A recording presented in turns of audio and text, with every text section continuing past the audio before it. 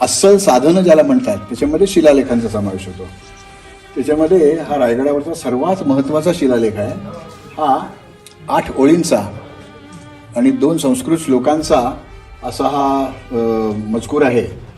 पहिल्यांदा त्यांनी म्हटलं श्री गणपतये नमः, श्री गणपतीला नमस्कार असो. प्रासादो जगदीश्वरस्य जगता मानंदो ज्ञेयः श्रीमच्छत्रपते शिवस्य नृपते सिंहासने तिष्ठतः शाके षट्नव बाण भूमि गणना आनंद संवत्सरे ज्योतिराज मुहूर्त कीर्ती महिते शुक्लेश सार्पे तिथ. इथे पहिला श्लोक संपतो.